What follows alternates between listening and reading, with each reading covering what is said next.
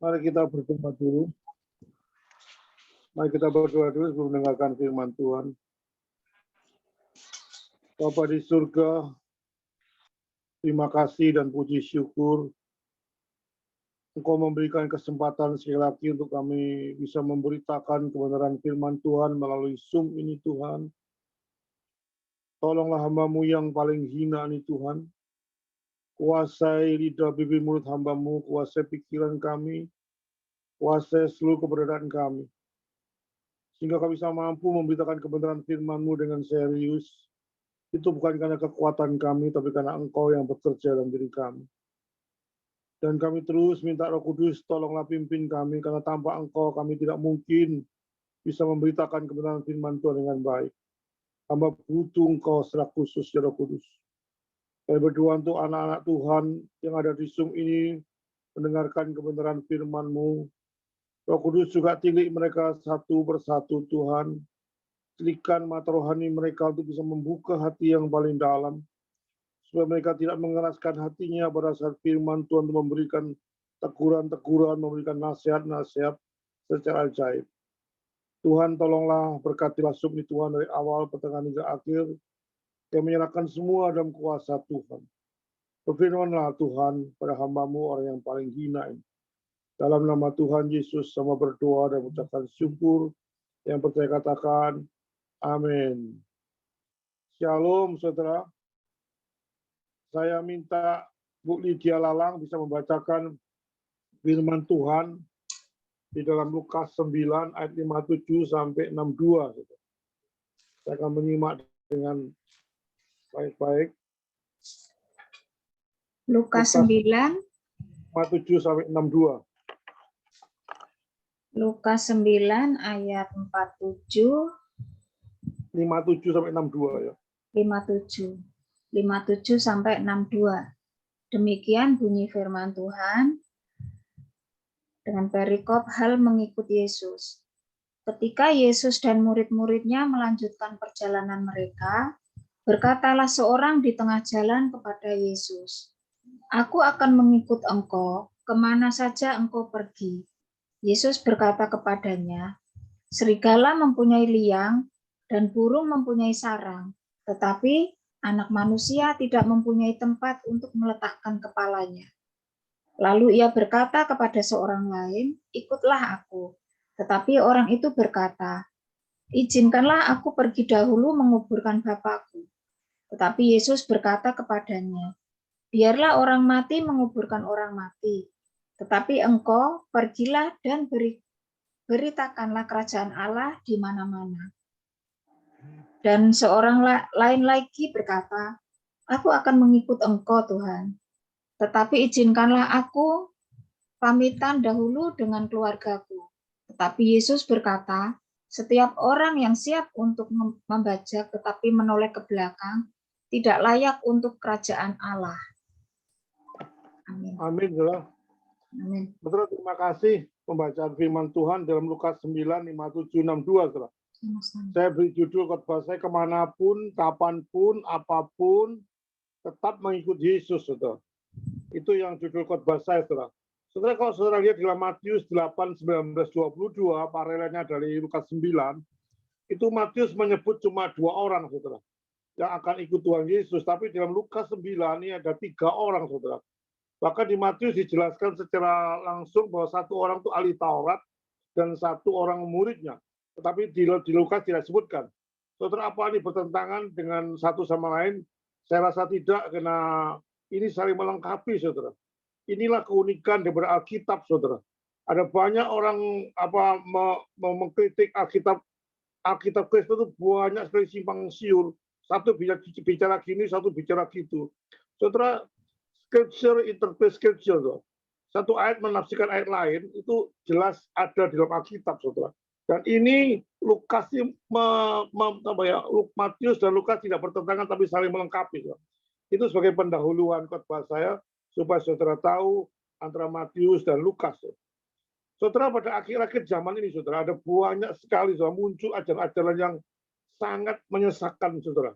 Kalau saudara tidak percaya, buka YouTube lah. Saya banyak di buka YouTube itu sekarang sudah muncul ajaran-ajaran yang sangat tidak karu-karuan, saudara.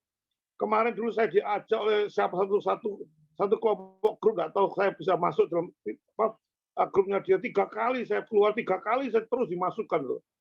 Akhirnya saya bilang kalau melalui Zoom saya berani, kalau melalui WA saya tidak akan masuk lagi, karena kalau melalui WA dia cuma bicara sama saya, dia cuma bicara tapi saya nggak diberi kesempatan sama sekali untuk mengcounter, sehingga percuma saya mendengarkan suatu khotbah demikian, dan saya lihat khotbahnya itu ngawur luar biasa, saudara.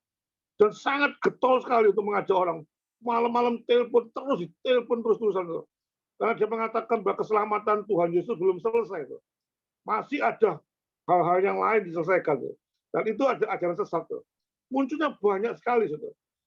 Banyak sekali hal-hal seperti itu muncul, saudara. Di YouTube sekarang sudah tidak dapat dibendung, saudara. Dulu tersembunyi-sembunyi sebelum konflik saya kuranglah memenuhi ajaran seperti, tapi begitu ada konflik, banyak Zoom, banyak streaming, banyak WA, waduh munculnya sudah di luar kendali, saudara. Semua bicara tampak kebenaran Alkitab, saudara. Dan itu yang sudah terjadi, saudara. Tidak bisa tidak, saudara. Saudara, malam ini saya bicara, saudara, bagaimana Lukas 9:23, bahwa setiap orang yang mau mengikut Yesus, saudara, harus pikul salib dan sangkal diri, saudara. Itu prinsip dari Alkitab, saudara. Sehingga kita tidak enak-enakan, saudara, mengikut Tuhan, saudara. Dan saya akan jelaskan 3 hal kemanapun, apapun, saudara. Kita mencoba satu persatu kita bahas, saudara, kemanapun, saudara. Saudara, akhir daripada Lukas 9, kalau saudara membaca, kita melihat ada 3 orang awalnya. Katakan 3 orang itu awalnya melihat ingin sekali ikut Tuhan Yesus, saudara. Tetapi setelah Tuhan itu memberikan suatu syarat untuk ikut Tuhan Yesus, 3 orang itu merasa, waduh berat sekali ya. Ikut Tuhan itu mengaruhi seluruh hidupnya. Sehingga satu persatu mundur, saudara. Tadinya orang itu begitu antusias ikut Tuhan Yesus, begitu Tuhan bicara, begitu dia ikut Tuhan, pikul salib sangkal diri, saudara, satu persatu orang itu tidak mau ikut Tuhan. Karena dia ikut Tuhan, tahu bahwa dia mengaruhi hidup saudara. Zona nyamannya akan tertinggal dan dia tidak akan ikut Tuhan. Saudara, ayat 57 kita bahas satu persatu, saudara. Orang pertama yang mengatakan komitmennya pada Yesus dan berkata, saudara baca 57, aku akan ikut engkau kemana saja engkau pergi. Dia menjawab, serigala punya liang, burung punya sarang, tetapi anak manusia tidak punya tempat untuk meletakkan kepalanya. Satu orang berkata pada Tuhan, Tuhan, aku mau ikut engkau. Tapi Yesus berkata, burung itu punya sarang, serigala itu punya liang, tapi aku menempatkan kepalanya pun tidak ada. Berarti di sini ada satu penderitaan. Ada sesuatu perubahan karakter ikut Tuhan Yesus. Dan pada saat sudah melihat orang itu berbicara demikian, langsung orang itu pergi. Saudara, mungkin Tuhan mengatakan, hey bro, kalau kamu ikut aku, saudara, bukan hotel Hilton, bukan hotel Marriott atau hotel mulia yang saya tawarkan. Bukan hal-hal yang enak. Itu mungkin kasarannya, mungkin saya terjemahkan secara kasar. Kalau ikut aku, kamu nggak punya tempat tinggal. Berarti kapanpun menderita, itu istilah kasarnya, saudara. Jangan pikir kamu ikut aku enak, saudara. Sehingga ikut aku berarti semuanya beres, semuanya enak. Nginep di hotel manapun juga. Seperti saat ini muncul banyak hamba-hamba Tuhan seperti itu modelnya. Kalau sudah terkenal sekali, saudara, dipanggil orang di zaman saya sudah katakan beberapa khotbah yang lalu, minta hotel yang enak, minta fasilitas yang enak, semua serba enak. Saudara, itu bertentangan dengan Alkitab yang mengatakan Tuhan Yesus, kalau ikut aku ya ini loh keadaanku. Menganukan kepala pun aku tidak sempat, tidak punya. Saudara, itu secara jasmani, saudara. Kalau saya terjemahkan secara rohani, saudara, definisi ini loh, ikut aku seperti ini, saudara. Jelas ikut Yesus ada perubahan hidup, saudara. Itu saya tafsirkan secara rohaninya, secara teologisnya, saudara. Kalau mau ikut aku tuh pasti ada perubahan hidup. Saudara, tidak mungkin anak Tuhan ikut Tuhan Yesus tidak ada perubahan. Gak mungkin, saudara. Sesuatu yang mustahil kalau Tuhan, saya ikut Tuhan, tapi tidak ada perubahan hidup. Tetap modelnya gitu, saudara. Saya tidak yakin dia anak Tuhan. Karena Tuhan sudah berkata demikian, saudara. Ada perubahan. Ikut Yesus itu betul-betul total, saudara. Tidak boleh sebagian-sebagian ikut Tuhan, cuma ini tuh aku ikut Tuhan, sebagian enggak, aku enggak. Kalau ikut Tuhan, kalau satu komitmen dengan Tuhan, saya mau ikut Tuhan.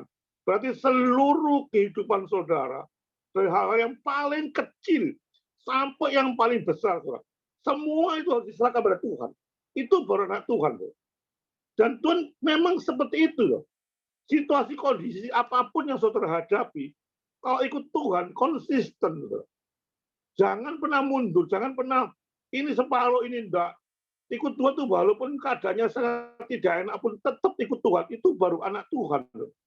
Nggak bisa anak Tuhan ikut Tuhan. Tuhan ini hari Senin sampai hari Sabtu, saya nggak ikut Tuhan ya.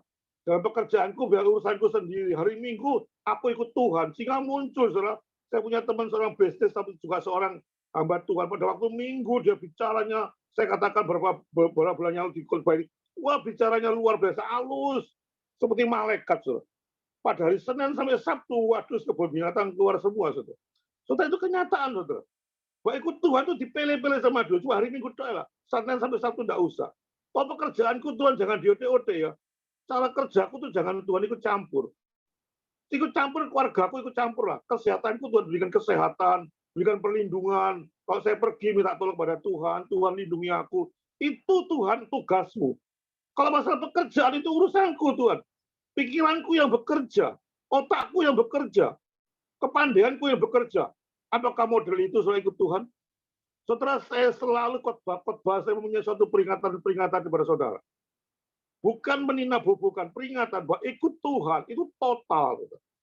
Total depending, semuanya tergantung pada Tuhan. Dari hal yang paling kecil, serahkan pekerjaanmu, serahkan rumah tanggamu, serahkan semua apa yang saudara miliki kepada Tuhan. Itu baru Tuhan. Saudara ikut Yesus, jangan seperti orang itu dikasih kekerasan sedikit. Kalau ikut aku, hati-hati loh kamu. Saya tidak punya kepala untuk tidak punya tempat tinggal untuk menundukkan kepala. Sudah lari, saudara. Saudara ikut Yesus tuh, saudara. Yesus pasti membawa saudara pada orang-orang yang berdosa. Saudara. Gak bisa, saudara. Saudara ikut Tuhan Yesus pasti saudara mencari orang yang berdosa supaya bertobat. Ikut Yesus juga saudara mencari orang yang sakit supaya dihibur. Tidak bisa seorang anak Tuhan ikut Tuhan melihat orang sakit, orang saudara sebenarnya sakit, Allah tidak peduli. Nggak bisa. Anak Tuhan pada saat melihat saudara seimannya mengalami kesusahan, kesakitan, dia pasti berdoa pada Tuhan. Minta pertolongan Tuhan untuk menyembuhkan dan sebagainya. Tidak bisa dihindari. Soalnya nyamannya tidak enak. Ya memang itu, saudara. Siap dikritik, saudara. Walaupun dianggap sebagai apa ya, lingkungan saudara, waduh sok hebat dan sebagainya. Siap dikritik, saudara. Itu anak Tuhan, saudara. Bahkan siap kehilangan jabatan kalau sebagai anak Tuhan. Saudara, saya punya teman itu kalau dia sebagai pegawai, saudara, dia punya bos orang bukan Kristen, dia punya bos seorang apa? Kok hilang dia? Dia punya bos bukan orang Kristen, tapi dia mengatakan kamu kalau mau saya naikkan ke tingkat lebih tinggi, kamu harus berubah. Banyak seperti itu. Saudara, kalau anak Tuhan cuma kepingin pekerjaannya tok, nggak bisa seperti itu. Lebih baik kalau saya naik jabatan. Saya pernah khotbah di desa, salah satu hamba Tuhan angkat tangan sama saya. Pak Liman, saya ini bulan depan akan dicalonkan sebagai lurah di Mojokerto waktu saya khotbah di Wonosalam. Saya akan dicalonkan oleh desa-desa yang akan jadi lurah. Tapi syaratnya Pak Liman, supaya dirubah dulu lah sementara KTP saya jadi agama lain. Apakah boleh Pak Liman menurut Alkitab bahwa saya akan berubah dulu sementara? Kalau nanti saya jadi lurah, gereja akan berkembang Pak Liman. Nanti saya akan izinkan gereja-gereja banyak dibangun di desa ini. Saudara, alasan apapun, saudara, jangan membantu Tuhan dengan cara-cara licik. Saya katakan pendeta dengan jelas, saya keras, saya mengatakan, apapun alasan saudara, saudara tidak boleh merubah status saudara. Walaupun secara logika akal itu masuk akal, saudara. Logika akal itu enak, saudara. Nanti kalau saya jadi lurah, gereja-gereja bisa mudah didirikan. Saya bilang Tuhan tidak dibantu dengan lurah, nggak paten. Allah kita bukan Allah yang dibela, saudara. Allah kita justru membela kita. Nggak perlu saudara jadi penasihat Tuhan. Saya bilang sama hamba Tuhan, jadi hamba Tuhan. Jangan sok-sok hebat untuk membantu Tuhan. Nanti kalau saya jadi ini, saya ini. Tuhan itu dianggap apa, saudara? Apa tidak ada saudara jadi lurah, gereja tidak bisa berdiri di sana? Saudara, apapun terjadi, loh. kemanapun saudara tidak boleh merubah status saudara. Konsisten ikut Tuhan. Seperti Abraham konsisten dalam kehidupan sebagai anak Tuhan. Itu yang pertama, saudara, di mana kemanapun sekarang, kapanpun, saudara. Saudara, orang Kristen ada orang kedua daripada Kristen didatangi Tuhan. Justru datangi Tuhan. Tadi orang itu datang sendiri, saudara. Tetapi orang kedua ini Tuhan yang datang, saudara. Tuhan yang datang, ikutlah aku. Saudara. Kalau kita baca Lukas 9, 59-60, ikutlah aku, saudara. Ikutlah orang ini takut mau ikut Tuhan Yesus, namun sekarang bukan waktunya yang tepat. Dia berusaha akan menguburkan orang mati. Saudara. Tapi Tuhan mengatakan dengan keras, biarlah orang mati menguburkan orang mati. Saudara, ayat ini cukup keras, saudara. Kadang-kadang ayat ini membuat kita juga bingung. Loh, kenapa Tuhan begitu kasarnya membantah orang itu? Biarlah orang mati ikut orang mati. Kan logika akalnya kan bahaya. Kita menguburkan orang mati lebih dulu, menguburkan orang tua mati baru ikut Tuhan. Saudara, dalam tradisi Yahudi dulu, saudara, ini bukan papanya mati minta izin sama Tuhan, enggak.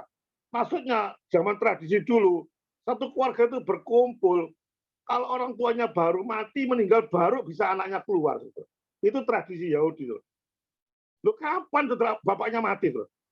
Anaknya itu kepingin ikut Tuhan Yesus, kan tadi bapaknya mati. Gak isa-isa, kalau matinya nom, kalau mati tua, saudara. Gak keluar anaknya, saudara. Itu tradisi Yahudi. Makanya Tuhan datang untuk membasmi tradisi. Saudara. Tradisi yang tidak berdasarkan Alkitab, Tuhan babat, saudara. Tuhan singkirkan. Dan ini tradisi ini betul-betul ditentang oleh Tuhan. Tuhan nggak mau. Apakah Tuhan pernah berkata, ya sudah bro, aku tunggu ya, kubur papamu dulu, tunggu papamu. Apa makanya demikian? Enggak, saudara. Dia langsung nggak mau, saudara. Apa dia cuma, ya sudah santai aja, santailah, kapan-kapan ada waktu apa gitu. Enggak, saudara. Tuhan itu tidak pernah kompromi dengan penundaan. Penundaan itu membuat satu dampak yang jelek. Apapun alasannya. Seolah alasan itu begitu luar biasa, saya untuk menguburkan orang tua saya dulu. Tapi Tuhan itu tidak pernah memberi. Enggak. Kamu kalau ikut aku, cepat sekarang ya sekarang. Setelah kalau membaca dalam Matius 4, 18, 22, saudara. Pada waktu Tuhan itu berjalan-jalan di Danau Galilea, dia pada waktu memanggil Petrus, dia waktu memanggil Yakobus atau Yohanes atau lainnya. Seketika itu juga harus meninggalkan pekerjaannya. Jalannya diringkesi, perutnya diringkesi, tampak ngomong apa-apa dia ikut Tuhan. Itu yang Tuhan mau, saudara.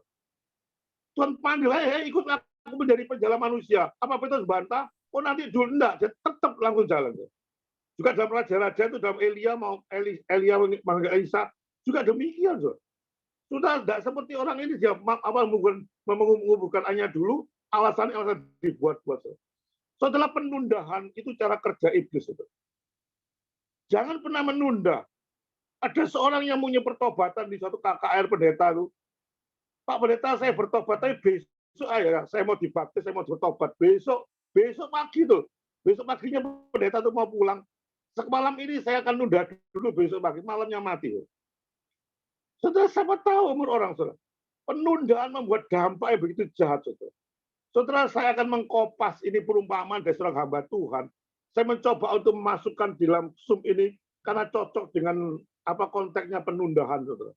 Tapi ini adalah perumpamaan dari seorang hamba Tuhan, bukan dari saya. Dari hamba Tuhan saya kopas secara tepat, saudara.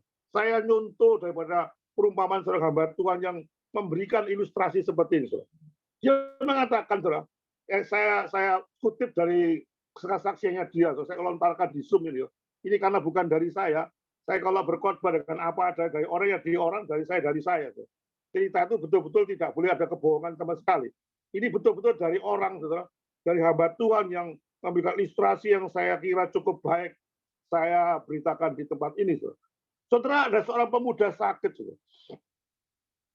Pendeta itu dengan istrinya besuk di rumah sakit anak muda yang sakit, dengan membawa sebatang mawar, saudara. Ada bunga, katakan bunga.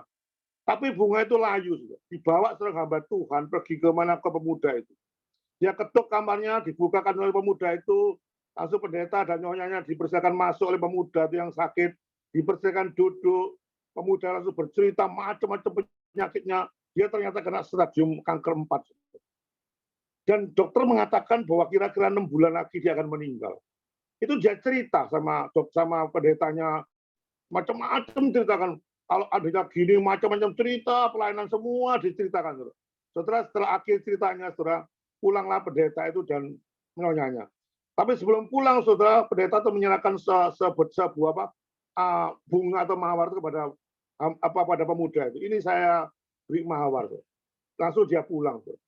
Tapi setelah dia pegang mawar itu sama seorang pemuda kaget, saudara. Mawar itu layu, saudara. Tahu ya bunga layu, bunga seger kan hidup, ini mawar sudah layu, lemprek gitu rasanya. Kaget, saudara. Apa maksudnya pendeta itu memberikan saya mawar yang layu, bunga yang sudah layu? Dia nggak terima, langsung dia kembali keluar minta pendeta menjelaskan, kenapa Pak Pendeta kamu memberikan kami mawar yang sudah layu? Si ibu pendeta menyahut, kamu nak, pada waktu SMA saya minta kamu menjadi WL di gereja saya. Di gereja saya WL-nya tidak ada sama sekali. Kamu pinter musik, satu-satunya pemuda yang pinter musik. Kamu mengatakan, nggak ada waktu, Bu. Saya waktu kuliah, nanti mempersiapkan kuliah. Bagaimana kuliah saya nanti terpontang-panting dengan ada WL. Oke, saya tunggu kuliah, kamu sudah kuliah. Saya minta jadi ketua pemuda waktu kamu kuliah. Kamu tolak lagi. Sorry ya Bu, nanti kalau saya kerja lagi lah. Kalau saya sudah kerja, sudah mapan, saya baru mau jadi ketua pemuda. Setelah mapan kerja, dia minta lagi pendeta itu di gereja, butuh kamu karena kamu orang pintar jadi majelis. Gak mau lagi, saudara. Ini masih belum pekerjaanku, masih belum enak, masih belum dapat uang banyak. Nanti aja Bu, nanti kalau ada kesempatan waktu.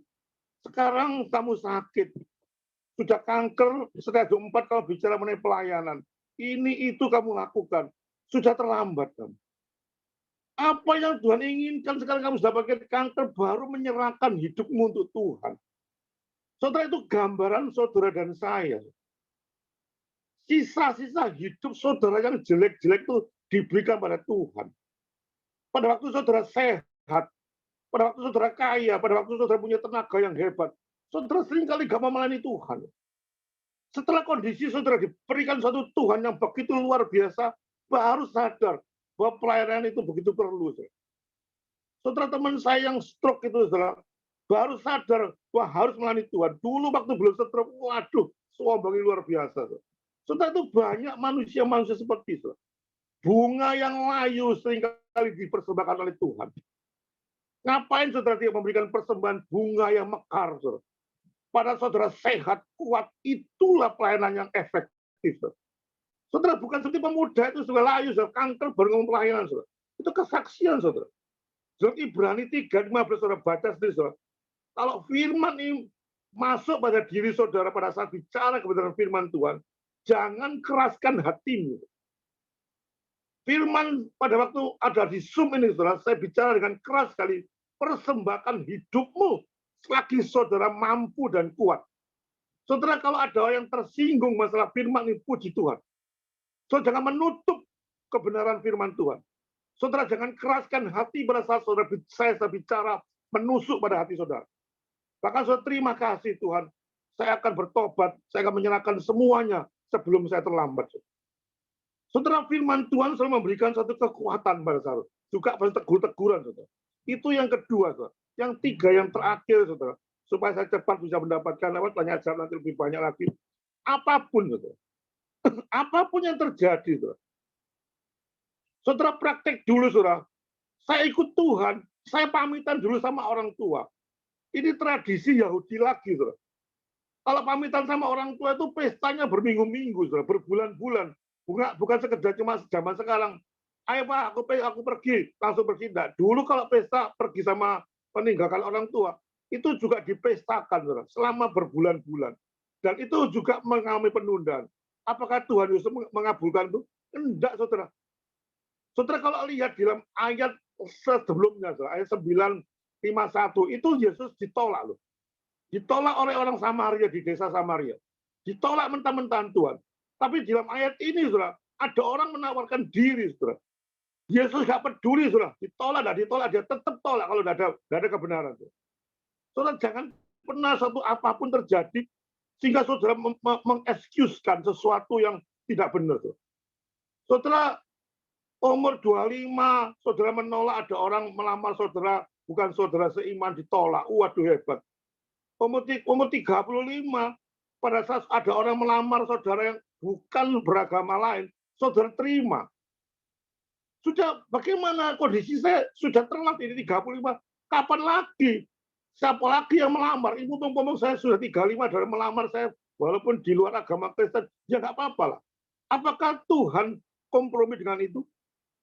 Tuhan ditolak orang Samaria, menolak Tuhan jalan di desanya. Apa pada waktu orang datang pada Tuhan, oh ya, pompong ini tadi ditolak, saya terima. Enggak, tetap enggak. Sebagai anak Tuhan, apapun, maksud apapun kondisi saudara, kalau itu bertentangan dengan firman Tuhan, jangan pernah lakukan. Walaupun saudara umur 35 tahun, nggak kawin, nggak paten. Lebih baik saudara tidak kawin daripada kawin, tapi dengan saudara tidak seiman. Ini karena firman. Dan ada banyak kasus lain, saudara. Apapun kondisi, apapun, saya tidak punya uang sama sekali. Maksud saya ini anak saya tidak punya uang, saya mencuri kan nggak apa-apa, nggak bisa. Saudara. Alasan apapun dosa tidak pernah dikompromikan. Saudara. Betul-betul apapun ini betul-betul secara letternya bukan mendua hati, saudara. Saudara Nikodemus, saudara, pada saat menerima Yesus Kristus, merasa malu dia karena agamanya dia. Karena dia menjadi orang yang pintar, yang jadi orang ahli Taurat yang terkenal, dia malu ikut Tuhan Yesus. Saudara. Apakah kita seperti itu? Atau seperti pemuda kaya? Pada waktu Tuhan Yesus berkata, juallah semua hartamu. Dia langsung, waduh mana?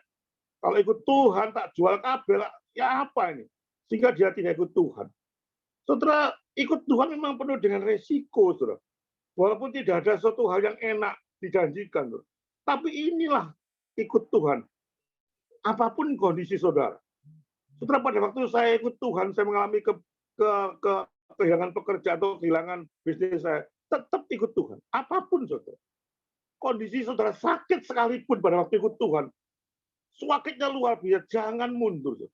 Jangan kompromi, jangan menjual Tuhan dengan cara-cara licik seperti Yudas Iskariot, seperti Pontius Pilatus.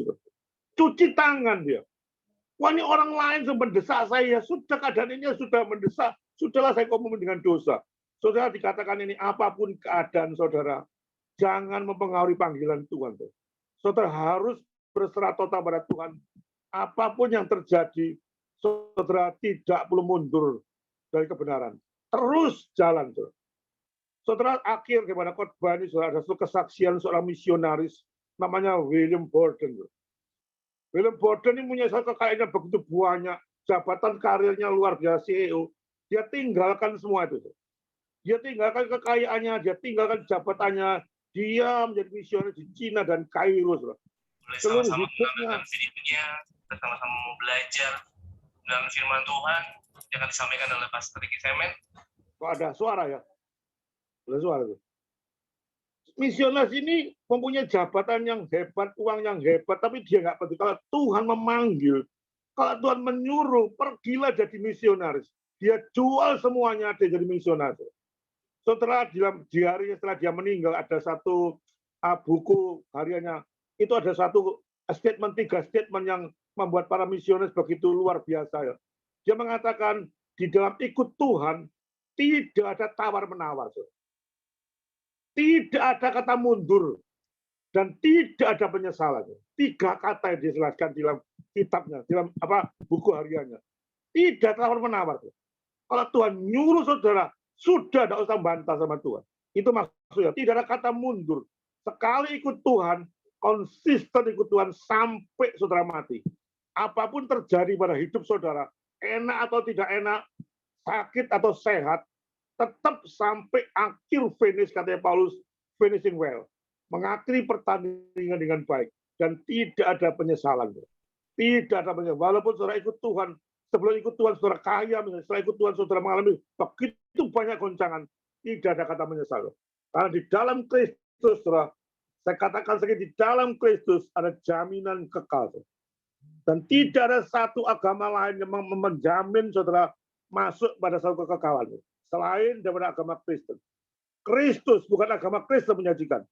Kristus menjanjikan di dalam kekekalan. Itu tidak ada di manapun juga. Saudara cek di seluruh kitab suci mana, tidak ada orang yang berani menjamin akulah jalan hidup dan kebenaran. Tidak satu orang pun sampai kepada Bapa kalau tidak melalui aku. Saudara, itu menjadi manisnya ikut Kristus. Saudara, hidup sementara, hidup titipan. Jangan sampai saudara kompromi dengan dosa. sudah meninggalkan Tuhan. Cepat atau lambat, saudara semua akan meninggalkan dunia dan akan mati. Di situ saudara akan mendapatkan satu jaminan rumah yang kekal sampai selama-lamanya. Tuhan memberkati saudara. Amin.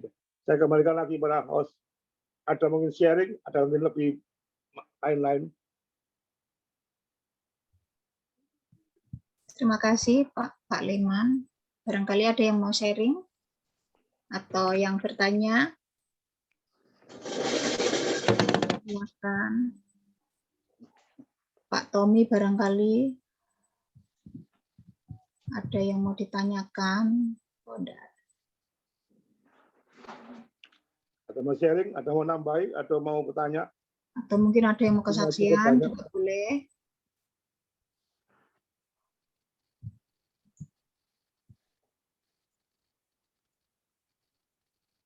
Mari Pak kita Handoyo. mengikuti. Enggak apa-apa, saya tanya, enggak apa-apa. Sama-sama belajar, kita juga belajar. Nah, ada yang perlu malam-malam bisa memperbanyak wawasan di sini. Mungkin Pak Tommy? Ibu Ana, Iya, mungkin Pak. ada yang mau ditanyakan. Saya sepakat dengan apa yang disampaikan oleh hambanya Pak Leman. Pernah saya punya pengalaman Pak Leman, bahkan sampai ketika itu selesai saya menyelesaikan pendidikan studi saya sekolah Alkitab, saya pernah ditempatkan di Padang Sidempuan. Ya, di daerah Padang Sidempuan itu banyak sekali umat Islamnya mayoritas, katakanlah seperti itu ya Pak.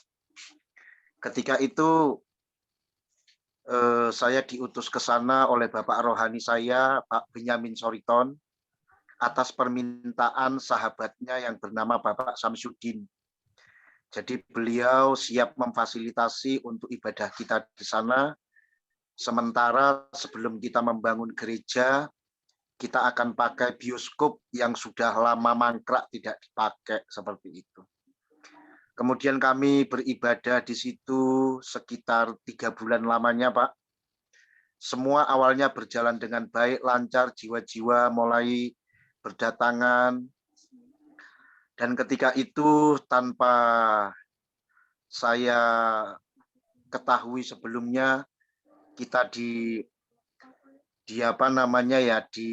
ditemui segerombolan orang itu Pak ya. Wah, secara manusia saya sangat khawatir ya, karena mereka membawa alat-alat yang saya pikir untuk membunuh manusia gitu.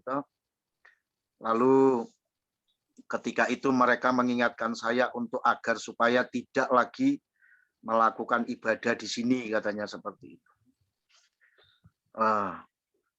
Tapi setelah itu memang selesai masalah itu, akhirnya kami pulang, selesai.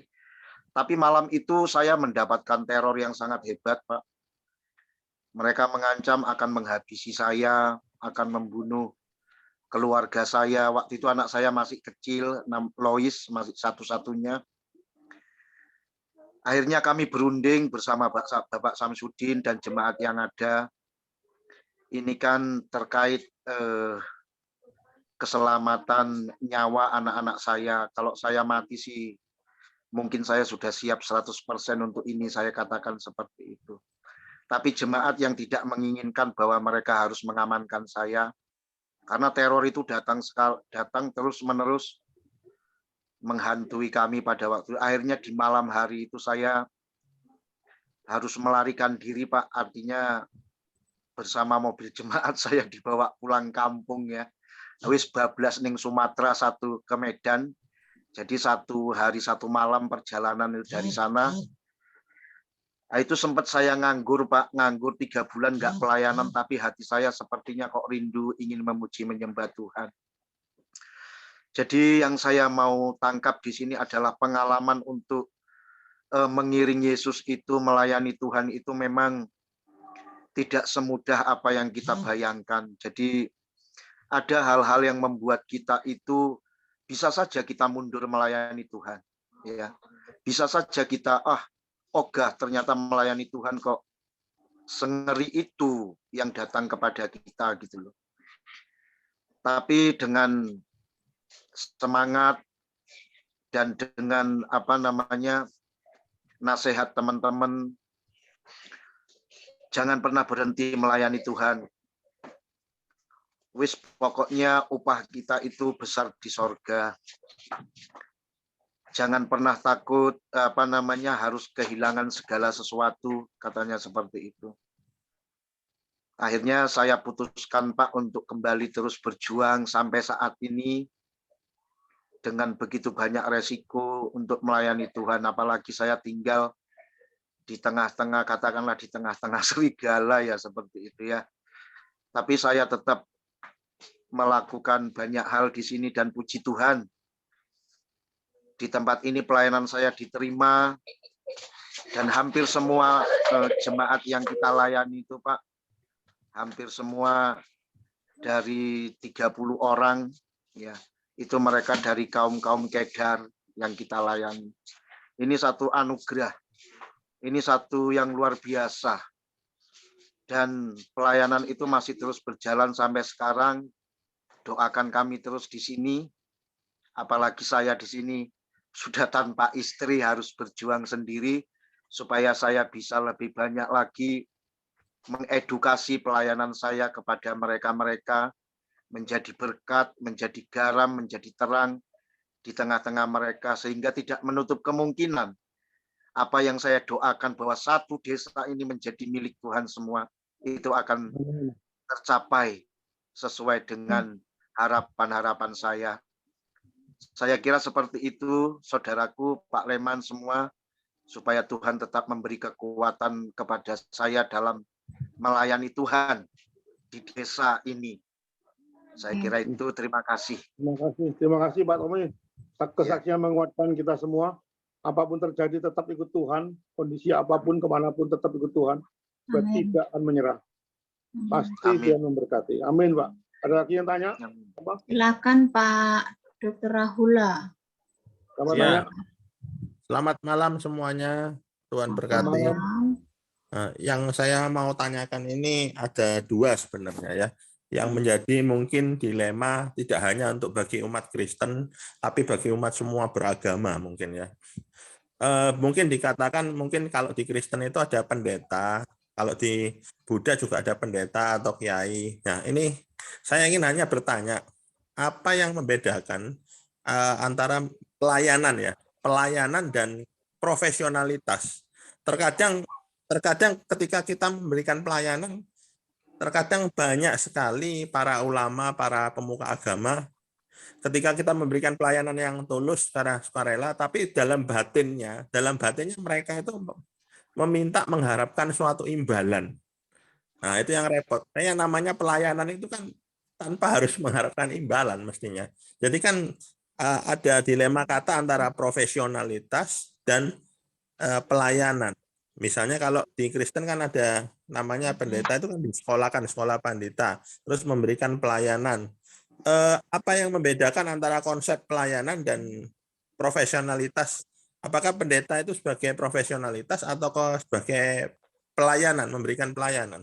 Mungkin bisa dijelaskan dua kata ini. Terima kasih. Gini ya, pelayanan itu memang kita diberikan anugerah keselamatan oleh Tuhan itu secara cuma-cuma. Dan kita juga harus memberikan secara cuma-cuma. Itu prinsip pertama. Prinsip kedua bahwa antara profesionalisme dan pelayanan, kita sebagai anak-anak Tuhan memang melayani tanpa ada pamrih. Tanpa ada pamrih untuk meminta suatu PK yang besar. Tanpa ada pamrih. Itu pelayanan merupakan suatu kenikmatan bagi anak Tuhan, sebagai hamba Tuhan. Bahwa melayani Tuhan itu satu kenikmatan, bukan merupakan suatu beban. Kalau saudara membuat pelayanan itu beban, saudara ada bosannya. Suatu saat bosan, capek, macam-macam, dihina orang, diolok orang, dimaki orang, beban, bosan. Tapi kalau pelayanan itu merupakan suatu kenikmatan, satu hak istimewa yang Tuhan berikan pada saudara, bahwa di antara sekian miliar manusia, saudara Tuhan pilih saudara untuk melayani Tuhan, itu sampai mati tidak akan pernah bosan melayani Tuhan. Bahwa Tuhan itu sangat sungguh baik. Itu ke satu, kedua, ketiga, bahwa kita selalu memberitakan firman Tuhan, Injil itu diberitakan bahwa kita mempunyai jaminan keselamatan yang kekal. Kita masuk ke surga dengan suatu jaminan kepastian, tidak ragu-ragu dan tidak ada moga-moga katanya agama sebelah. Tidak ada kata moga-moga dalam kekristenan, ada kepastian. Jika ada kepastian itu membuat saudara punya satu antusias yang sangat tinggi untuk memberitakan firman Tuhan. Karena sudah merasa kasihan pada orang lain. Saya sudah mengalami ikut Tuhan, ada kepastian. Saya pasti mengasihi saudara yang belum ada kepastian.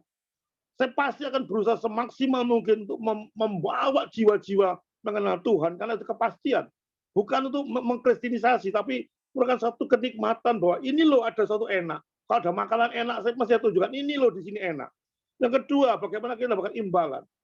Saudara, kita baca Alkitab, kita bukan berdasarkan Alkitab lain. Di dalam Alkitab, memang hamba Tuhan itu dibutuhi oleh suatu kebutuhan. Hamba Tuhan secara full time, bukan seperti saya. Saya ini bukan hamba Tuhan secara full time. Saya kerja. Hasilnya adalah pekerjaan saya tidak akan menggantungkan dalam gereja saya. Dan itu memang saya tidak mengharapkan PK.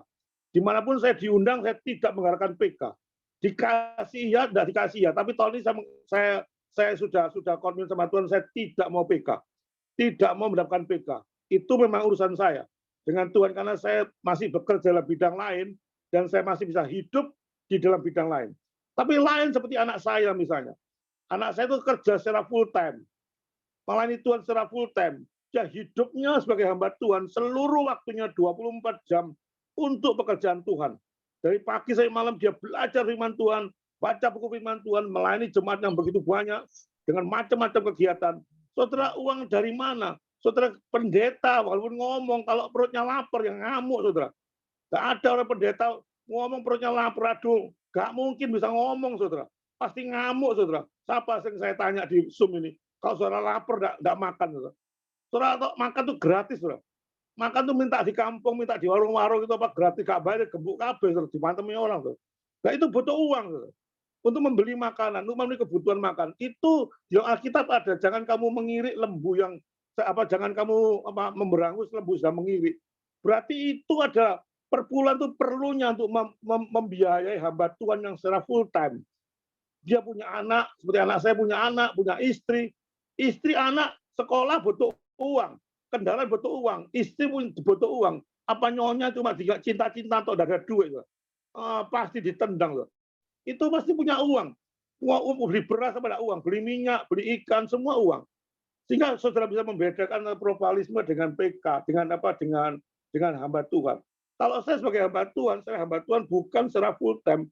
Kadang-kadang saya diundang gereja sana, gereja sini, saya nggak mengharapkan suatu PK, karena saya ada harapan daripada gereja. Tapi kalau secara full time, memang dua-duanya jalan antara pluralisme dan pelayanan, tidak bisa dipisahkan. Oh pelayanan, itu tidak saya mengharapkan. Loh, ini perut lapar, gak mangannya apa? Siapa sih mangani? Nggak pasti duit. Gereja menyediakan uang itu. Maka kita sebagai anak-anak Tuhan, per bulan itu penting. Bukan untuk foya-foya, bukan untuk beli macam-macam kebutuhan. Tapi saya katakan seorang hamba Tuhan tidak mungkin kaya. Saya balik ngomong, tidak mungkin kaya. Kalau nanti anak saya kaya, jadi hamba Tuhan, saya orang yang pertama menegur dia.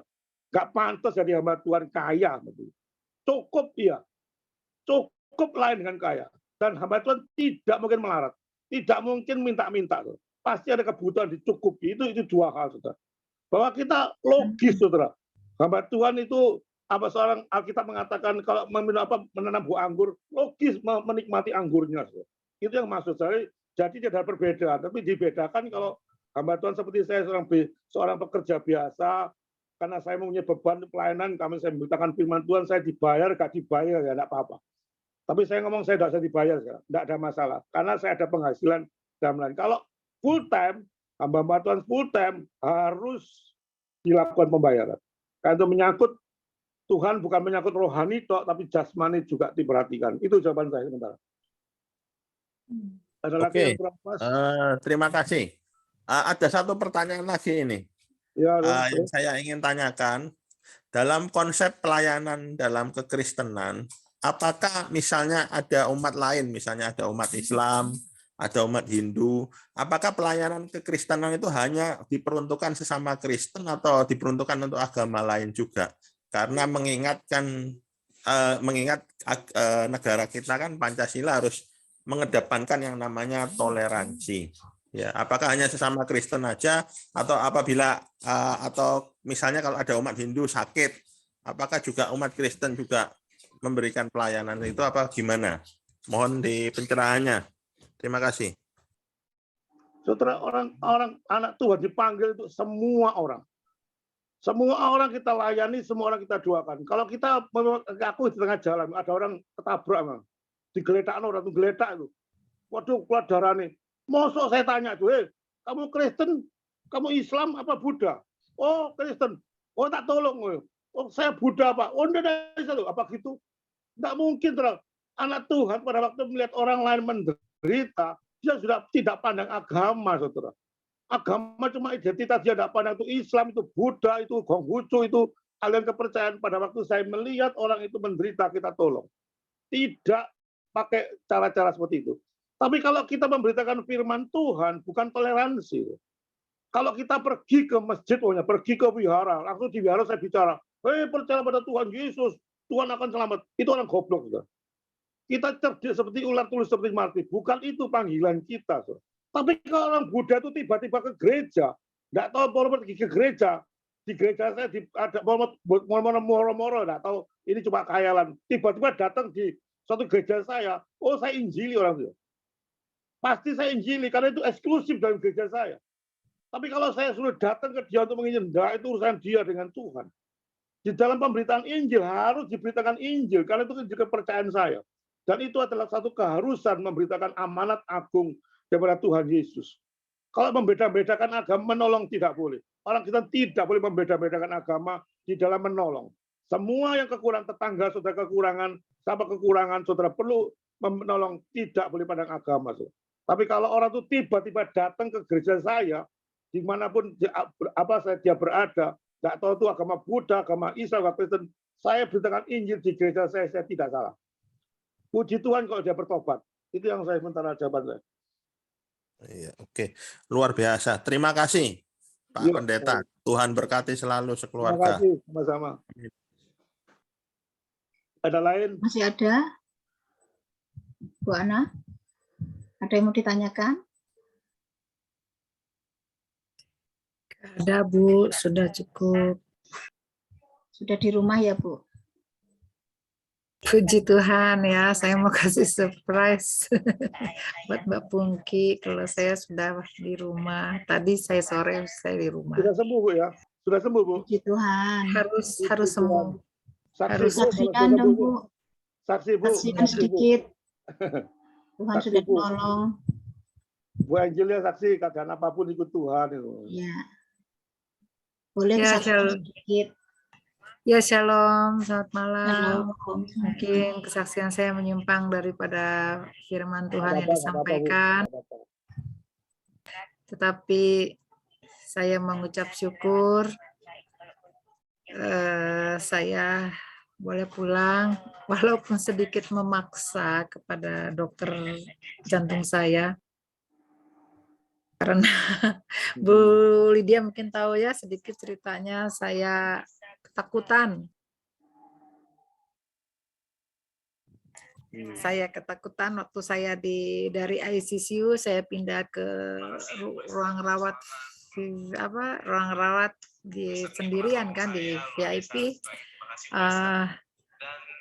Saya santai aja waktu saya ikut ibadah, saya sukacita, yang saya bilang saya sudah sehat, yang saya joget-joget apa segala macam. Tiba-tiba itu saya turun dari tempat tidur, saya mau pipis, tapi saya kepengen buka pintu karena sedikit ada banyak langkah-langkah. Kenapa rame langkah-langkah apa ini? Dan saya melihat di kamar saya ada yang lewat-lewat, bayangan-bayangan. Aduh, saya makin rasa khawatir, cemas. Saya buka pintu ternyata benar ada yang meninggal. Syoklah saya. Di kamar itu saya sendirian. Saya lihat kiri kanan juga tutup semua pintu, di lorong itu juga sepi. Kamar susternya memang nggak jauh sih. Ruang susternya cuma, aduh saya nggak ada sejahtera sama sekali. Saya nggak bisa tidur. saya ngedrop lagi, jantung saya berantakan lagi, tensi saya juga nggak karu-karuan, ritme semuanya drop lagi. Saya langsung kayak orang apa ya, kayak ikan yang ditaruh di darat, megap-megap lagi karena terlalu cemas. Memang saya kan sudah didoakan sampai saya di Japri sama beberapa termasuk Bu Lydia bilang, Ibu Ana harus percaya, harus yakin, harus menang, melawan segala kekhawatiran, ketakutan dan segala macam bahwa ada Tuhan Yesus itu. Betul, saya imani, tapi saya kedagingan saya malah lagi, aduh, saya melihat bayangan-bayangan. Saya kadang-kadang suka bisa melihat, itu yang saya suka. Hidup saya semakin rasanya kok berat ya. Kok kenapa saya bisa, kadang-kadang saya suka melihat. Walaupun kadang-kadang nggak jelas, kadang-kadang saya bisa jelas-jelas. Itu bentuknya seperti ini, kenapa gitu? Kok saya bisa lihat? Saya tanya sama yang sebelah-sebelah, nggak tahu, nggak lihat. Berarti saya aja yang lihat. Bukan menghayal, tapi memang benar. Tapi dengan ketakutan itu, setelah dokter bilang, kalau ibu tenang, boleh pulang. Enggak, saya harus pulang. Ya, nanti hari Senin. Enggak, saya harus pulang. Saya harus pulang. Saya bilang, saya tidak ada sukacita. Saya tidak bahagia, saya tidak tenang. Saya harus pulang. Bukannya ibu tadi sudah berdoa. Saya berdoa, tapi saya tetap takut. Saya bilang gitu. Saya enggak berani, saya bilang. Jadi akhirnya malam itu 2 malam ya 2 malam itu saya ditemani suster saya ancam kalau suster tidak temanin saya di kamar saya tidur di ruangan suster, di lantai pun saya tidur. Saya bilang kalau saya dipaksa harus stay di sini sampai hari Senin. Terus suster akhirnya nemenin saya sambil dia digeret meja kerjanya, dia bikin laporan apa sambil nemenin saya. Sampai akhirnya saya tertidur. Sampai tadi juga gitu, saya merasa, oh ini nggak ada sejahtera saya. Tadi kamar mandi lewat lagi, kecil, kurus, lusuh, tegopo-gopo. Ini udah makhluk lain ini, udah nggak mau saya. Akhirnya saya bilang sama dokter, saya harus pulang. Saya pulang, saya sudah sembuh. Tapi ibu tadi masih ada yang gini, enggak, saya harus pulang. Saya bilang, akhirnya dokter periksa lagi semua, cek semuanya, dilaporkan bahwa sedikit aja ada sekali-sekali di detak jantungnya Ibu Ana keriting katanya, tapi lainnya bagus. Ya, saya bilang itu karena Tuhan Yesus. Itu yang suster sampai bukan karena obat Bu sama dokter, enggak, sama Tuhan Yesus saya bilang gitu. Bodoh saya mau dibilang orang stres, terserah. Terus akhirnya saya diizinkan pulang Bu. Pak, saya sukacita walaupun tadi sempat agak dak dikduk ngeleng gitu ya, tapi saya tarik nafas. Tuhan Yesus, saya mau sehat. Ya, saya nggak mau sakit lagi, saya mau sehat. Tuhan Yesus, itu aja yang saya sebut. Ampun Tuhan, sembuhkan saya. Ampun Tuhan, sembuhkan saya. Itu aja yang saya sebut. Puji Tuhan, saya bisa ikut Zoom. Dan ini gelangnya saya nggak lepas. Kenang-kenangan sampai hancur sendiri. Saya bilang, ini gelang taruhan nyawa, saya bilang gitu. Jadi saya tidak lepas. Jadi itu semua Bapak Pendeta, semuanya Ibu, semua hamba Tuhan di sini di New Life yang selalu mendoakan saya terima kasih, puji Tuhan. Saya sembuh, saya harus imani saya sembuh. Terima kasih. Terima kasih. Terima kasih untuk kesaksiannya. Tetap semangat. Semangat Bu. Harus. Terima kasih untuk semuanya. Cukup ya Pak ya? Boleh? Atau masih ada lagi mau nambahkan, ada saran apa? Mau nambahkan mau apa terserah. Kalau jam 8 lebih sedikit terserah. Kalau mau itu tidak apa-apa. Kalau mau ada yang nambahkan, di kesempatan lagi sekali. Apa? Ada lagi yang mau bertanya atau kesaksian? Pak Hari mau kesaksian atau mau bertanya? Boleh saya minta ya, tolong jangan stop doakan saya. Oh, pasti Bu, Terus doa itu. bantu doakan saya. Pertama kesehatan saya dan keimanan saya tetap kuat. Amin. Kami tetap mendukung dalam doa meskipun Ibu Ana nggak bisa hadir di Zoom. Kami tetap mendoakan. Oke Bu, sudah selesai Bu. Oke ya. Baik. Kita akan masuk di doa syafaat ya. Pak Pendeta Handoyo bisa doa syafaat untuk hamba-hamba Tuhan dan bangsa dan negara, bisa Pak?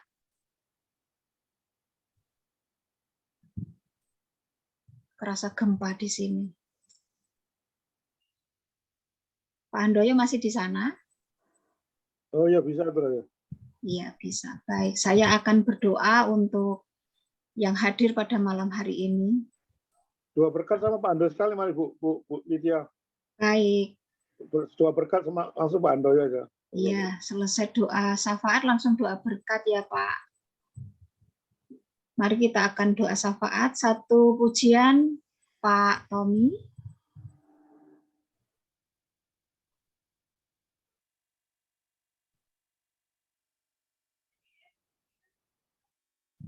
Mic-nya Pak. Ya, mari kita menaikkan satu pujian sebelum kita bersyafaat. Sekalipun aku Amin. Bapa di dalam surga, puji dan syukur kami naikkan kepadamu pada malam hari ini. Bapa, kami telah menerima dan mendengarkan sabda firman-Mu yang telah disampaikan oleh hamba-Mu. Tuhan, kiranya Engkau mengurapi kami semua. Biarlah Tuhan, hati kami boleh berserah diri kepadamu dan firman-Mu boleh menjadi pelita bagi langkah-langkah kehidupan kami ya Bapa. Kami menyerahkan hamba-Mu, Pak Pendeta Liman yang telah menyampaikan firman-Mu. Tuhan kiranya tetap memberkati beliau, memberkati pelayanan beliau, dan juga memberkati rumah tangga beliau, memberkati anak cucu beliau, dan memberkati setiap pergumulan demi pergumulan beliau, Bapa. Tuhan, Engkau rangkul, Engkau naungi dengan kasih-Mu kehidupan Pak Liman sekeluarga, beserta keluarga besarnya, Bapa. Biarlah Tuhan, beliau boleh menjadi berkat dimanapun beliau berada, dan boleh menjadi berkat bagi orang-orang di sekitarnya. Bapa di dalam surga, saat ini kami juga berdoa untuk Pak Pendeta Tommy. Biarlah Tuhan juga tetap memberkati beliau di dalam kesendiriannya melayani Engkau Tuhan. Biarlah Tuhan tetap memberikan sukacita kepada beliau. Tuhan tetap memberkati pelayanan beliau, memberkati para jemaat-Mu, memberkati anak-anaknya, dan memberkati pergumulan secara pribadi ya Bapa. Tuhan, biarlah pelayanan Pak Tommy dimanapun beliau melayani, baik di pedesaan maupun dimanapun Pak Tommy dipanggil untuk melayani Engkau Bapa, Tuhan tetap memberkatinya.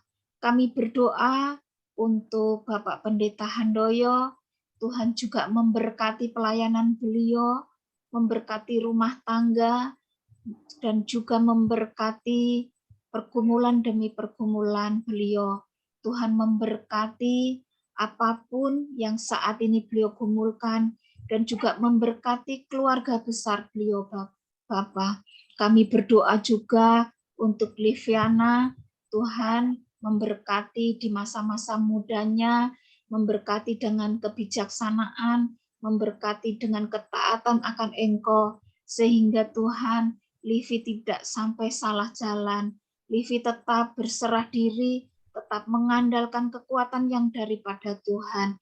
Biarlah Tuhan di masa-masa mudanya ini Bapa, Livi boleh menjadi berkat bagi orang lain, baik di di tempat pekerjaannya, di rumahnya sendiri, dan saat ini kami juga berdoa untuk papanya yang juga belum mengenal Engkau Tuhan.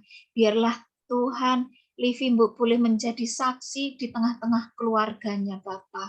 Tuhan, kami berdoa juga untuk Ibu Mawar dengan setiap pergumulannya, sakit penyakitnya yang sudah lama beliau alami Bapa. Biarlah Tuhan tetap menguatkan imannya, Tuhan tetap menopangnya, Tuhan tetap memberkatinya.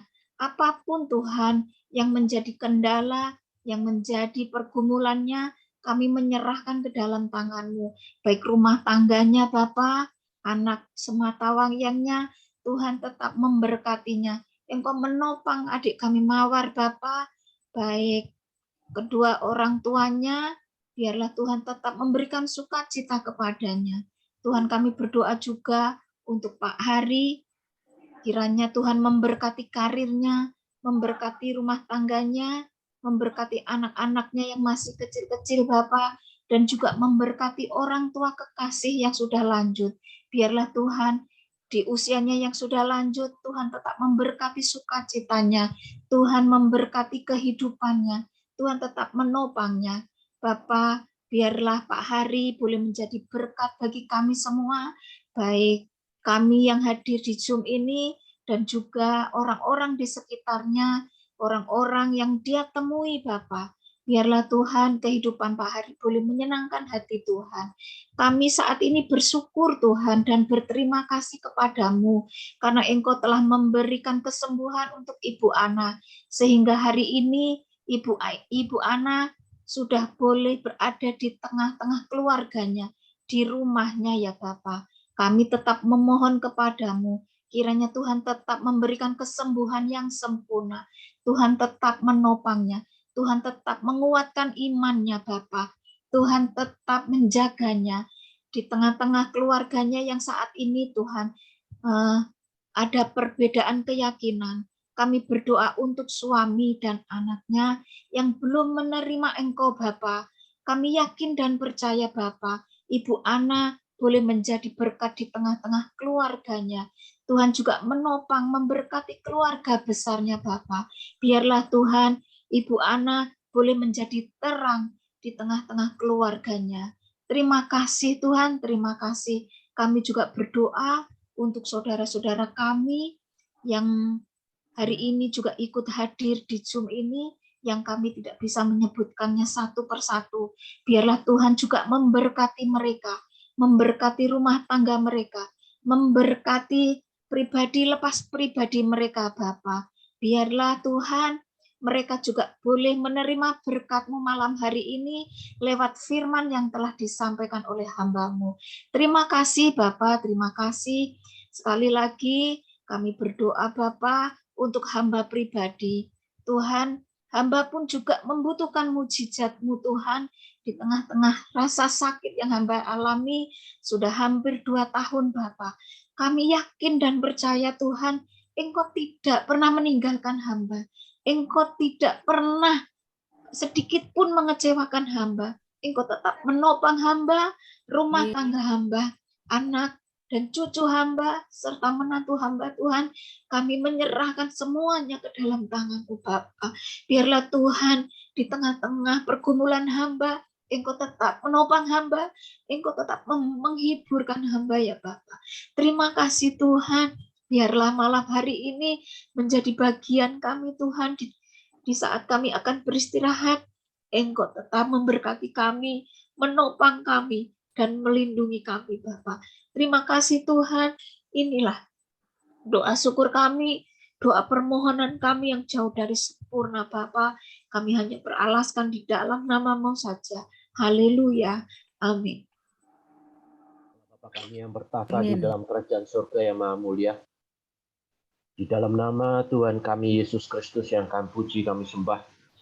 Kami mengaturkan syukur dan terima kasih Tuhan atas begitu besar perhatian, pertolongan, serta providensia Tuhan kepada setiap kami, anak-anak-Mu, hamba-hamba-Mu yang hari ini boleh hadir di dalam Zoom meeting pada malam hari ini. Kiranya Tuhan terus boleh menolong dan terus boleh memberkati kami semuanya. Tuhan, kami pada malam hari ini juga berdoa bagi hamba-hamba Tuhan yang sungguh-sungguh melayani Tuhan dengan kesungguhan hati mereka. Kiranya Tuhan terus boleh memperhatikan, mempedulikan, boleh menopang keberadaan kehidupannya masing-masing Tuhan, terutama di dalam kehidupan kerohaniannya, hubungannya dengan Tuhan. Kiranya Tuhan terus boleh menolong dan memberkati para hamba-hamba Tuhan, baik yang ada di kota, ada di pedesaan, ada di manapun tempat-tempat yang terpencil sekalipun. Tuhan terus hadir di tengah-tengah pelayanan mereka. Tuhan dampingi mereka. Tuhan terus boleh menyertai, melindungi, dan memberkati hamba-hamba Tuhan yang sungguh-sungguh melayani Tuhan dengan kesungguhan hati, dengan kesungguhan hidupnya untuk Tuhan. Tuhan, kami juga berdoa bagi hamba-hamba Tuhan yang mungkin saat ini yang hanya melayani Tuhan, hanya untuk mencari berkat duniawi saja. Kiranya Tuhan sendiri yang akan menyadarkan mereka. Tuhan sendiri yang akan menegur mereka. Tuhan sendiri yang akan terus boleh bekerja di dalam hati hamba-hamba Tuhan yang seolah-olah melayani Tuhan. Tapi pada dasarnya motivasi mereka hanya mencari berkat duniawi, berkat yang sementara saja. Tuhan, kami berdoa bagi hamba-hamba Tuhan yang semacam ini. Kiranya Tuhan boleh bekerja selagi hari masih siang, selagi hayat masih dikandung badan, selagi mereka masih boleh diberikan kesempatan untuk bertobat, kembali kepada jalan kebenaran dan hidup. Kembalikan mereka Tuhan. Tuhan boleh ingatkan para hamba-hamba-Mu Tuhan untuk sungguh-sungguh melayani Tuhan dengan kesungguhan hati mereka. Karena hidup di dunia ini hanya sementara saja. Hanya sebentar saja Tuhan. Karena kami suatu ketika kelak kami akan pulang ke rumah Bapa di surga. Kiranya Tuhan terus ingatkan kami. Semua para hamba-hamba-Mu Tuhan untuk melayani Tuhan dengan kesungguhan hati kami. Dengan kesungguhan apapun yang kami boleh berikan kepada Tuhan, biarlah Tuhan boleh menolong kami, memakai kami lebih indah lagi di waktu-waktu yang akan datang. Kami berdoa juga untuk bangsa dan negara kami Indonesia yang kami cintai Tuhan. Karena begitu banyak orang-orang yang masih belum percaya kepada Kristus. Kiranya Tuhan boleh menolong para hamba-hamba Tuhan, umat pilihan Tuhan, untuk dipakai sebagai alat di dalam kepanjangan tangan Tuhan, untuk memberitakan Injil Kristus kepada orang-orang yang belum mengenal Kristus Yesus Tuhan kami. Terpuji nama-Mu Bapa di surga, terpuji nama-Mu Tuhan Yesus, terpuji nama-Mu Roh Kudus. Hanya di dalam nama Tuhan Yesus Kristus kami sudah berdoa. Saudara-saudaraku yang dikasihi oleh Tuhan, arahkan hati serta pikiran saudaranya kepada Tuhan Yesus. Dan sekarang terimalah berkat Allah Tritunggal. Kiranya berkat damai sejahtera dari Allah Bapa yang Maha Kuasa, cinta kasih dan kemurahan dari Tuhan kita Yesus Kristus, serta kuat kuasa penyertaan hikmat serta pertolongan dari Allah Roh Kudus, senantiasa tercurah melimpah di dalam kehidupan saudara. Mulai dari sekarang sampai Maranatha Tuhan Yesus datang kali yang kedua, menjemput kita semuanya. Haleluya. Amin. Terima kasih. Amin. Terima kasih Terima kasih Pak Pak Hari. Pendeta Terima kasih, Pak Handoyo. Hari. Terima kasih Pak semuanya. Liman. Terima kasih semuanya. Terima kasih. Terima kasih. Ya, terima Bapak kasih. Pendeta. Terima kasih Berkat Bapak Pendeta. firman-Nya. Terima kasih Pak Tommy. Terima kasih Bu. Terima Iya, kasih sama-sama. Mawar, Bapak Mawar. Terima kasih Livi, Ya, Mauna, Tommy, terima kasih Pak Tommy. Bu Ana. Terima kasih. Ya. Tetap semangat Pak Tommy. Iya Pak. Iya. Cari pasangan Pak Tommy. Yang nyari Pak Leman dan saya. Cari Pasangan lagi. Terima kasih semuanya. Tuhan memberkati. Puji Tuhan, haleluya. Puji Koko Tuhan. Hari, makasih Terima kasih Bu untuk Ana. perhatiannya, dedikasinya, dan doa-doa supportnya. Ya, sama-sama Bu. Ya, saya. Terima kasih. Iya, Ya, makasih Pak Liman. terima kasih Pak Liman. Lydia, terima kasih. Pak Tommy, Sama-sama Bu Ana. Ya Bu Ana, terima Pak kasih. Pendeta Handoko, Pak Leman, semuanya terima kasih. Udah keluar Pak Handoko. Ya, Pak Limannya ke sebelah. Ya, puji Tuhan. Haleluya. Aduh, Bu Pungki itu tadi siang menelpon saya. Katanya lagi perbaikan ini jaringan Telkomsel. Betul.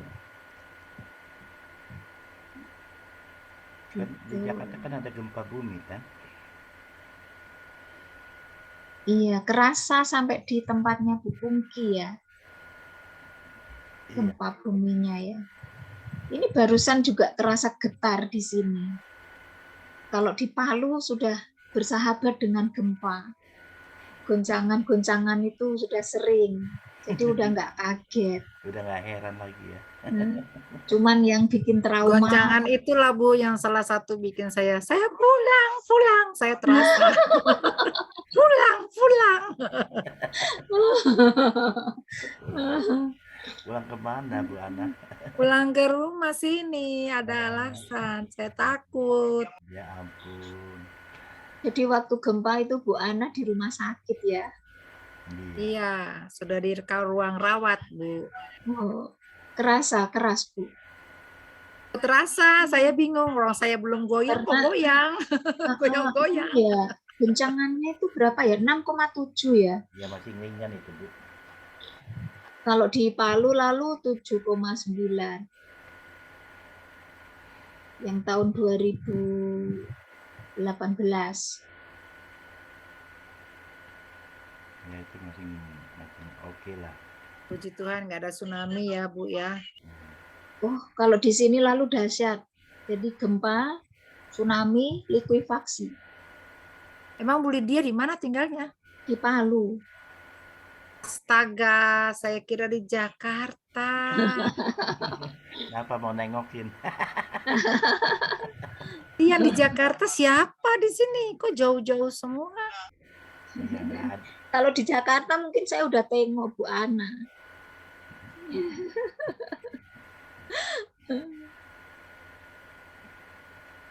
Kalau nengok ke di ICU kemarin nggak boleh di apa di Iya, kalau di ICU nggak boleh. aduh ini kok berisik ya. Iya, Zoom-nya Pastor Riki ya. Kalau di ICU nggak bisa ditengokin. Kalau di kamar biasa bisa, tapi harus swab PCR dulu Bu, Ya, dan tidak boleh keluar lagi. Kalau keluar dari area rumah sakit PCR PCR lagi. lagi. Iya, sama di sini juga begitu.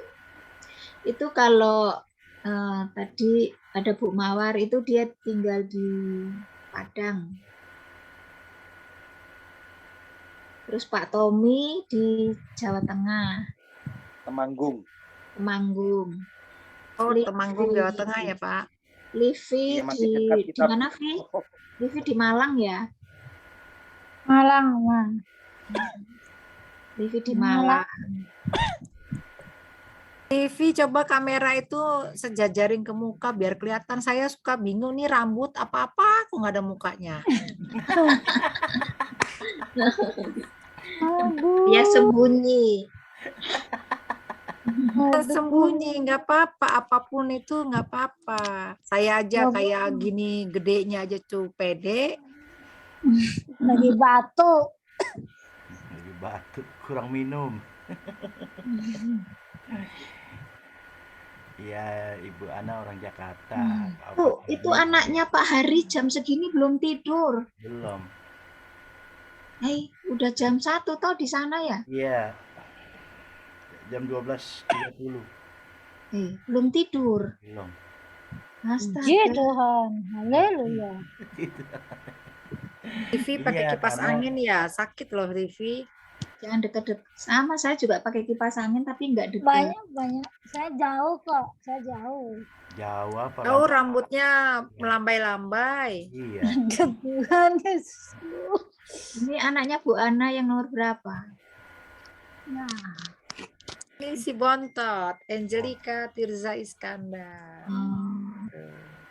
Kerjanya Cantik, kok. makan aja. Ini tinggi, gedenya sama saya. Umur 9 tahun tapi sudah pakai baju dewasa. Oh iya? Aduh, luar biasa. puji Tuhan. Haleluya. Sepatunya sama saya udah Betty. Dia nggak tahu nih ngejar saya kayaknya 40, 41 nggak tahu nih. Kayaknya ngejar Kok kayak anak saya umur 14 lebih tinggi dia daripada saya.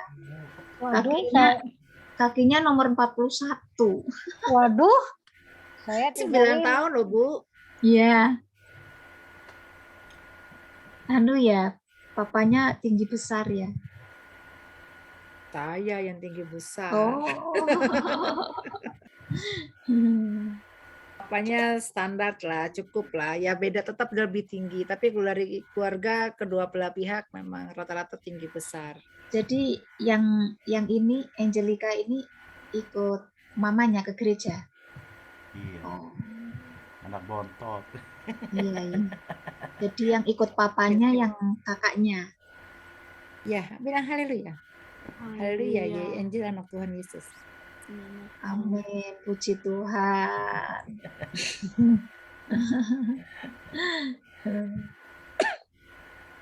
Iya, mari saya pamit live ya. Iya, semua ada lift Ya, Mau mau. masuk di Zoom-nya Pastor Ricky dulu. Iya. Iya, shalom. Saya juga Halo. diundang di Zoom satunya nih, Bu. Nggak tahu siapa tuh Bu Neneng. Bu Neneng sama dengan undangan yang dikasih Pastor Ricky. Oh iya. Oke. Saya ke Ibu Diana. Paskotnya tiap hari itu ganti kalau Zoom-nya Pastor Ricky nggak sama. Livi mau ikut di Zoom-nya Pastor Ricky di Kingdom. Enggak, enak sama Ibu Diana. Saya sudah ikut sejak tadi nih Bu Lydia, tapi saya Jadi nggak double ya? double tapi nggak kasih apa mukanya. Karena juga saya bingung banyak anak mudanya. Saya kadang minder kalau masuk di Zoom-nya Pastor Ricky. Karena mereka gembala-gembala semua, pendeta-pendeta semua. Tapi muda-muda ya. Iya. Nah, ini Livi yang muda sekali di sini. Halo Livi. Livi saya jodohkan sama Pak Tommy deh. Enggak, Setuju. Begitu. Saya setuju. Saya jadi prias pengantin.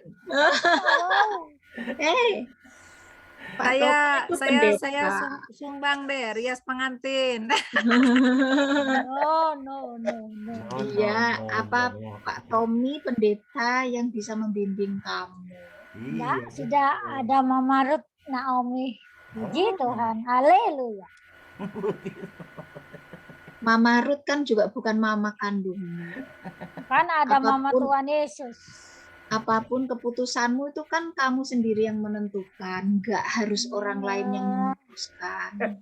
Saya takut gini Mama, kalau nikah saya takut melahirkan. Itu wajar. Pak Tommy itu sudah punya anak. Ngapain kalau kamu takut melahirkan, ya anaknya Pak Tommy, ya anakmu. Iya. Nggak mau. Halo, rahimnya aja dikunci. Kado ya. Nah, Livi, rahimnya Ya.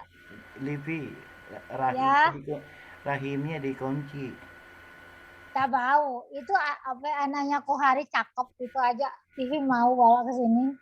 Jadi adiknya Kohari, jadi adiknya aja. Pak Tommy punya anak tuh cantik juga tuh, yang perempuan. Cantik anaknya Pak Tommy cantik loh. Kalau anaknya kalau Pak Tommy tadi gitarnya bagus, Livi suka. Itu aja. Ada semuanya bagus. Kan suka. Amin. Nanti sama-sama pelayanan. Iya. Come on, Livi. Dah, Come on, Livi. masih belum terpikir itu. Mau kerja dulu. Iya, betul, betul. Jadi melayani dulu, lebih dekat sama Tuhan, sama fokus pekerjaan. Ya, iyalah, Ih, luar lihat biasa. loh, Pak Tommy udah nungguin aja loh itu jawabannya. Aduh. Aduh. Loh. Aduh. Loh, Ibu Ana sudah sembuh.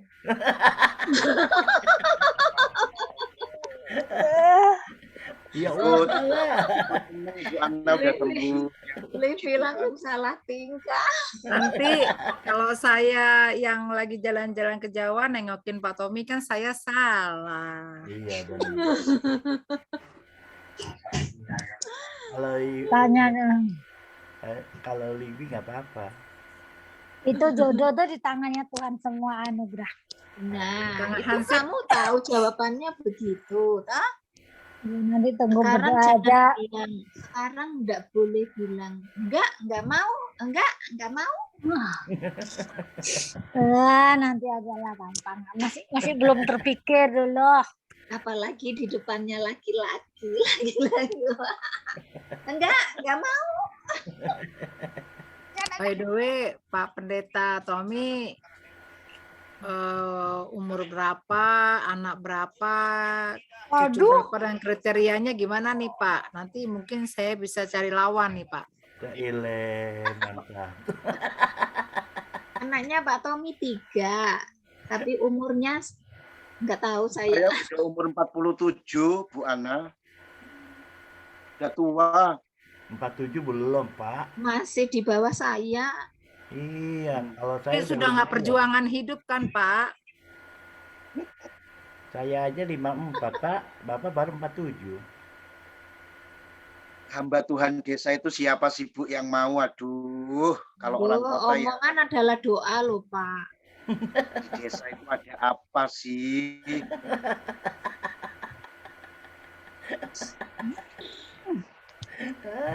Terus menikmati kesendirian dulu, Bu Ana, ini menikmati kesendirian dulu Oh ya, bersama anak-anak. Nanti Puji kalau memang Tuhan. Haleluya. Sudah berapa lama Pak? Sudah berapa lama sendiri Pak? Pinginnya sih cepet-cepet, pinginnya toh. Tapi kan kembali lagi. Kurang lebih Ada yang 1 mau tahun terima ya, anak Pak saya ya. enggak, gitu loh. Kadonya 3 langsung soalnya ini. Anak saya tanya, oh itu single dad, Mam, katanya. single dad. Iya, single dad sayang. Iya, single daddy. Anakku ini senengnya ngomong pakai bahasa Inggris. Oh, that's very good. Very, very good. Ya, nanti kali ada jodoh ya Pak Tommy. Mana tahu saya cari nanti jandain lagi bengong. Aja ada lagi bengong.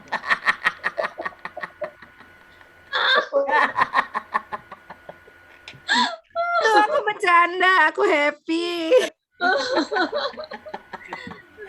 Mana mau jangan lagi Syukur-syukur dapat yang melayani Tuhan lah, Bu Ana, yang mau Amin, didoakan, Pak. punya pelayanan toh. Iya, Ngerti dunia supaya pelayanan, sama-sama ngerti melayani ya, Pak ya. senang susahnya pelayanan itu seperti apa. Tidak-tidaknya yang seperti itulah. Betul. Yang mau makan Amin. singkong. singkong. Bentar ya Pak, saya lagi pikir-pikir. Banyak sih teman saya janda. Nah, Ya. Puji Tuhan. Bukan janda malah Tapi jangan yang bengong loh, Bu. belum nikah. Enggak, kalau nyarikan Pak Tommy kalau janda, jangan janda cerai, Bu. Janda yang ditinggal mati suaminya. Tuh. Oh iya, udah pasti janda mati atau yang perawan tua ya Pak. Kawan tua enggak apa-apa. Mantap, Pak. Pak Hari mantap aja Pak Hari. Perawan tua, Pak. Pak Tommy ini, Pak Tommy ini yang bercanda, bikin saya Pak Pendeta, maaf ya, saya kurang ajar ya, ampun, maaf. Tapi saya Enggak seneng apa-apa. biar bercanda, biar ketawa Pak, biar happy. Ya, saya juga kok orangnya kok seneng humor juga, humoris orangnya. Oh, haleluya. Ya Tuhan, haleluya. Iya tuh Pak. Perawan tua tuh Pak, mau nggak Pak? Ya, mudah-mudahan nanti Ibu Ana bisa mempertemukan jodoh saya. Amin. Amin. Amin. Soalnya sama Liviana saya udah ditolak. Sama Ibu Neneng saya ditolak. Sama Ibu Endang saya ditolak. Oh. Semua nolak saya. DL ya Pak Tommy, DL. DL Pak Tommy. Tahu nggak DL Pak Tommy?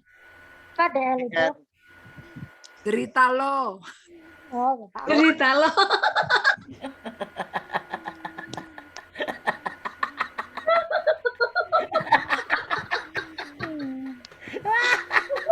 Menderita banget gue. Ditolakin sampai 3 yang nolak, gimana sih Pak? Mantap Ibu Ana. Tapi ini karena jarak jauh ini Bu, makanya saya ditolak. Kalau saya ketemu langsung saya tembak, langsung saya todong langsung. Mati Ayo, dong. saya berani orangnya loh. Lalu. Ayo ke pelaminan saya gituin langsung. Makanya kalau bisa ketemu langsung. Udah, langsung nembak ya, gitu jedor. Bapak Pendetanya keluar dong dari zona nyamannya, harus Iya. move on. Sama Ibu Pendeta Andrianti juga ditolak. Nggak mau sama orang Medan. Nggak mau sama orang Medan katanya. Kenapa nggak mau makanannya Pak Tommy, Pak Tommy sampai cerita begini sama saya. Saya memang orang Medan, Bu Lydia, tapi saya bukan orang Edan.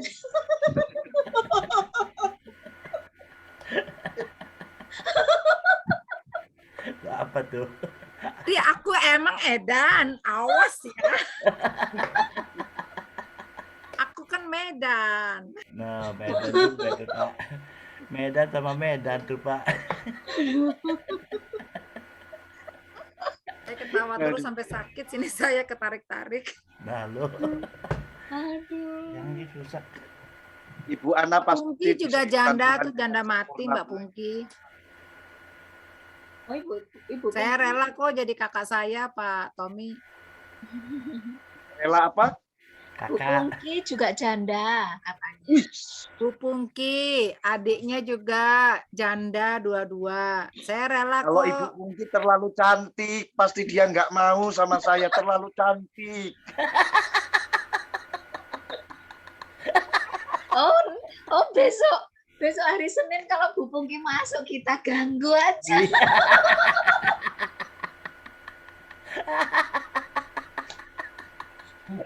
Kan sama saya cuma beda tipis. Bu Pungki sama saya beda tipis, Pak. Cuma dia lebih tuaan aja. Oh gitu ya. Gitulah. Pungki itu setia betul loh, Pak. Sampai Iya. akhir hayat itu setia betul, dan neko-neko. Adiknya juga kebetulan dapat mati juga suaminya, Pak. Nah, suaminya meninggal tuh Pak. Mau yang mana Pak? Pilih Pak.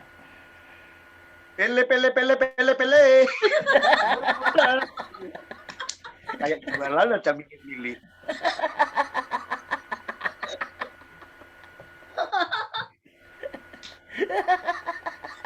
Sabar aja lah Pak. Kalau sudah waktunya nanti pastilah Pak. Iya, kalau Bapak nikah saya hadir deh Pak. Amin, amin. Ya, saya juga hadir. Nanti saya jadi periasnya loh, Pak. Saya perias loh, Pak. Oh, iya Ibu Ana perias tuh Pak. Nah, luar biasa tuh Pak. Siap capek deh. Free. Ada periasnya. Iya. Tinggal yang mau dirias ini siapa ini? Masa Pak Hari? Ya nanti jodohnya lah, jodohnya Pak Tommy. Lah iya. Pengantin Tuhan. Pengantin Doain Tuhan. aja lah. Doain aja. Iyalah, tetap didoain. Didoain secara pribadi atau di Zoom, Pak? Di Zoom. Nanti di sini banyak janda-janda yang masuk. Promosi dong, Lihat didoakan katanya di ada- Zoom dong Bu Lydia. Promosi. Di sana ada pendeta janda, yuk masuk yuk kita lihat kayak apa sih orangnya gitu semua nanti. Bu Saya yang Neneng, bingung. iya Bu Neneng janda tuh Bu. Tapi kan Bu Neneng kan jandanya ditinggal suaminya, bukan ditinggal mati. Ya nggak Kan- apa-apa lah. Iya nggak boleh, Malu. nggak boleh, Nggak bisa, Pak. nggak bisa. Ibu Ana, saya minum ini. Udah tinggal 1 bintang. Itu omeprazol. Iya. Ah, dikasih sama Ibu Ana. Ini berkat dari Tuhan. Mantap. Tapi Livi buka kapsulnya. Pahit dong. Minumnya 1 aja pagi, Livi. Ya, tapi Livi buka Ibu Ana. Pahit kali itu. Omeprazol itu. Iya, tapi Livi kasih gula, langsung kasih permen, langsung enggak pahit lagi. Oh, Kasih Ibu gula Ana apa masih di Zoom-nya Kingdom. Masih Bu, Pastor Riki udah masuk. udah khotbah dari tadi. Pastor Riki itu. Enak bercanda aja, Bu Nana.